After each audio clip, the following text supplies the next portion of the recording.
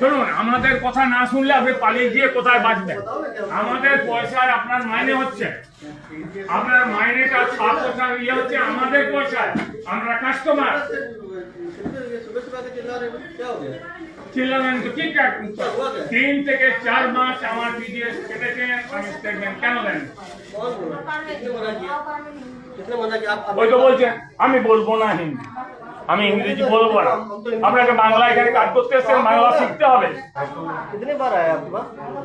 আপনাকে বাংলা শিখতে হবে। তাহলে আপনার ম্যানেজারকে বলবেন এখানে বাংলা পোস্টিং কেন হয়েছে। আমার এই গরিব এই মেয়েটা তো হিন্দি বলতে পারবে না, ইংরেজি বলতে পারবে না, বুঝতেও পারবে না। তবে ওকে কি করে ওর সঙ্গে ট্রানজাকশন কি করে করবে?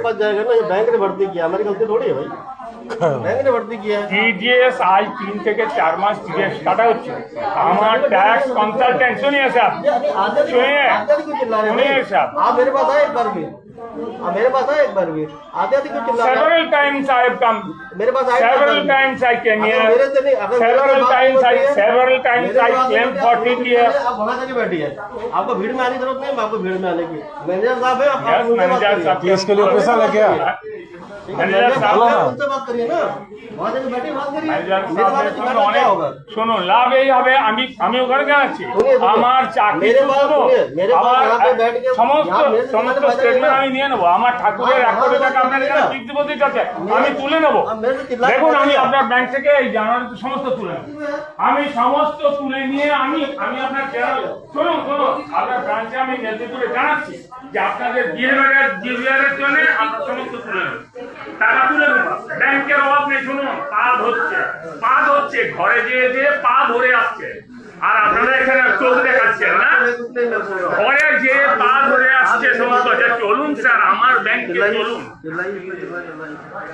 আর আপনারা চোখ দেখাচ্ছেন, আমাদের পয়সায় তো আপনার মাইনে, আপনার ছাপ দেখাচ্ছে কিসে?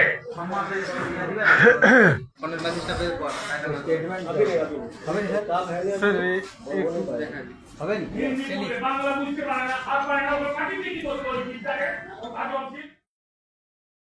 আমরা আজকে বাংলা পক্ষের পক্ষ থেকে গড়বেতায় ফতেহ সিংপুরে এসেছিলাম। একটা ভিডিও ভাইরাল হয়েছে, আপনারা সবাই জানেন যে একজন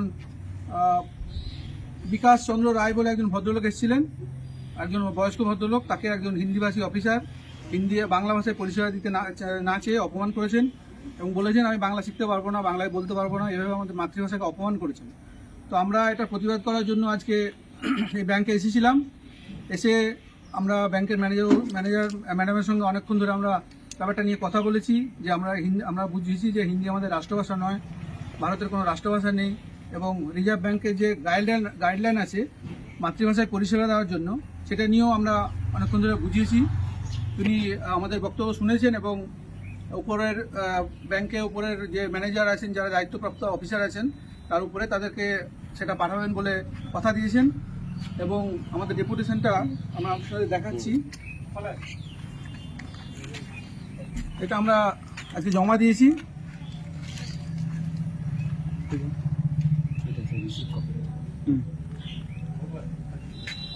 এরপরে যিনি সংশ্লিষ্ট অফিসার ছিলেন, যিনি হিন্দিভাষী অফিসার, যিনি বাংলা বলতে অস্বীকার করেছিলেন, বাংলায় পরিষেবা দিতে অস্বীকার করেছিলেন, তাকে আমরা ক্ষমা চাওয়ার জন্য অনেকবার বলেছি যে তিনি নিঃশর্ত ক্ষমা চান যে বা মাতৃভাষাকে অপমান করার জন্য, কিন্তু তিনি অসহিষ্ণু হয়েছেন এবং আমাদের অনুরোধ অগ্রাহ্য করেছেন।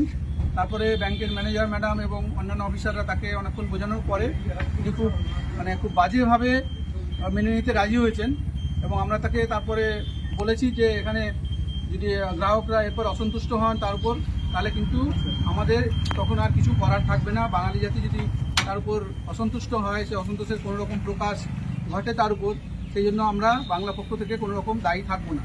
এবং বাংলা পক্ষ সমস্ত গ্রাহকদের জানাচ্ছেন যে হিন্দি আমাদের রাষ্ট্রভাষা নয়, এবং এটা আপনার সাংবিধানিক অধিকার যে আপনি বাংলা ভাষায় বাংলার যে কোনো শাখায় ব্যাংকে আপনি বাংলা ভাষায় পরিষেবা পাবেনই। এটা আপনার অধিকার, এটা আপনার রাষ্ট্রগত এবং সাংবিধানিক অধিকার, যেটা রিজার্ভ ব্যাংক আপনাকে দিয়েছে। সেই অধিকার যাতে আপনি পেতে পারেন সেই জন্য সচেতন হন যে হিন্দি আমাদের রাষ্ট্রভাষা নয়। তো তারপরে সংশ্লিষ্ট অফিসারকে আমরা বর্ণ পরিচয় দিয়ে এসেছি যাতে উনি আমাদের বাংলা ভাষাটা কষ্ট করে হলেও শিখতে পারেন। উনি বোঝাতে চাইছেন যে আমাদের গ্রামের অশিক্ষিত বা অর্ধশিক্ষিত মানুষজন, সাধারণ মানুষজন হিন্দি শিখে নেবে চট করে। উনি শিক্ষিত লোক, বাইরে থেকে চাকরি করতে এসছেন এখানে, কিন্তু উনি এমনি বাংলা শিখতে পারবেন না। তো উনি যাতে শিখতে পারেন, খুব মানে সহজভাবে বাংলাটা শিখতে পারেন, সেই জন্য আমরা বর্ণপরিচয় দিয়ে এসেছি এবং জানিয়ে এসেছি যে আমরা পরবর্তীতে আবার ওনার কাছে আসবো, এসে দেখবো যে উনি কতটা বাংলা শিখতে পারলেন। জয় বাংলা। জয় বাংলা।